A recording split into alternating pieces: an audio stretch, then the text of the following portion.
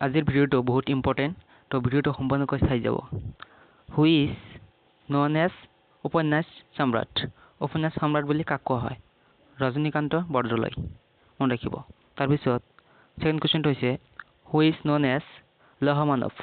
লৌহ মানৱ বুলি কাক কোৱা হয় বিষ্ণুৰাম মেধি আমাৰ second chief minister of Assam মনত ৰাখিব তাৰপিছত next question who is known as ৰূপকৰ বুলি কাক কোৱা হয় জ্যোতিপ্ৰসাদ আগৰৱালা মনত ৰাখিব তাৰপিছত 4 নম্বৰটো হ'ল হু ইজ নন এজ ৰংগাজিয়া কবি option correct answer is Mahim Bora তাৰপিছত 5 নম্বৰ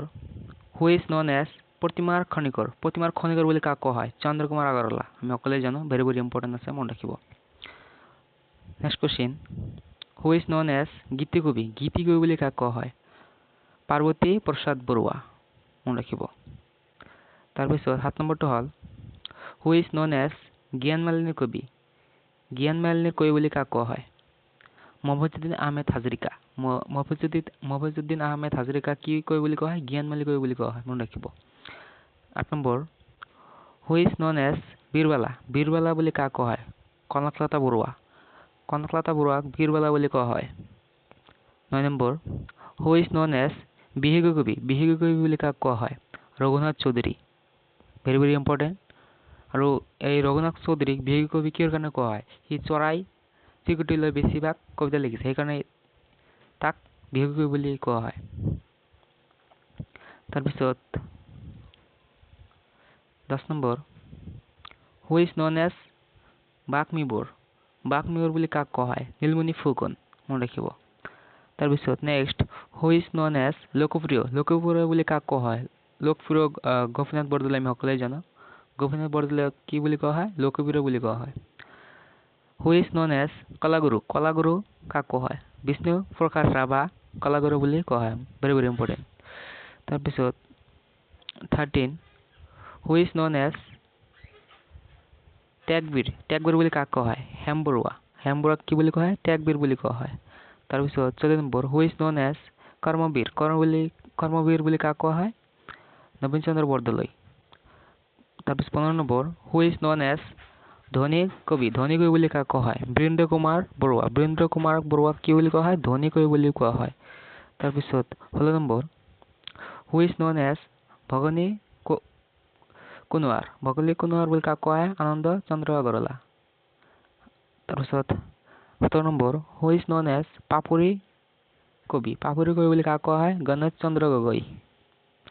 তাৰপিছত 18 নম্বৰ হু ইজ নন এজ সিংহ পুৰুষ বুলি কাক কোৱা হয় ভেৰি ইম্পৰ্টেণ্ট ৰাধা গোবিন্দ বৰুৱা মনত ৰাখিব তাৰপিছত next question who is known as অতীন্দ্ৰবাদী কবি কাক কোৱা হয় নলিনীবালা দেৱী ভেৰি ইম্পৰ্টেণ্ট তাৰপিছত next question who is known as অভিনাচাৰ্য বুলি কাক কোৱা হয় কি বাৰাজনাথ শৰ্মা মনত ৰাখিব তাৰপিছত next question who is known as অগ্নিকবি বুলি কাক কোৱা হয় কমলাকান্ত ভট্টাচাৰ্যক অগ্নিকবি বুলি কোৱা হয় মনত ৰাখিব তাৰপিছত next question who is known as Parashar বুলি কাক কোৱা হয় পৰাশৰ বুলি ৰবীন ডে জনা যায় তাৰপিছত হু ইজ নন এজ বকুল বনৰ কবি বুলি কাক কোৱা হয় আনন্দ চন্দ্ৰ বৰুৱা বকুল কবি বুলি কোৱা হয় তাৰপিছত হু ইজ নন এজ লোকনায়ক বুলি কাক কোৱা হয় অমিয় কুমাৰ দাসক লোকনায়ক বুলি কোৱা হয় মনত ৰাখিব লোকনায়ক হু ইজ নন এজ ৰাজপাথৰ শীল বুলি কাক কোৱা হয় চক্ৰেশ্বৰ ভট্টাচাৰ্যক ৰাজপাথৰ শীল বুলি কোৱা হয় তাৰপিছত next question who is known as দেশভক্ত ভেৰি ইম্পৰ্টেণ্ট দেশভক্ত বুলি কাক কোৱা হয় তৰুণৰাম ফুকনক দেশভক্ত বুলি কোৱা হয় তৰুণৰাম ফুকন মনত ৰাখিব who is known as Luit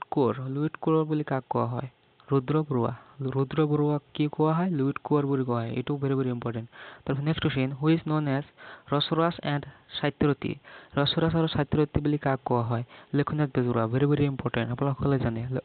Lakshminath বেজবৰুৱাক ৰসৰাজ উপাধি দিয়া হৈছিল। তাৰপিছত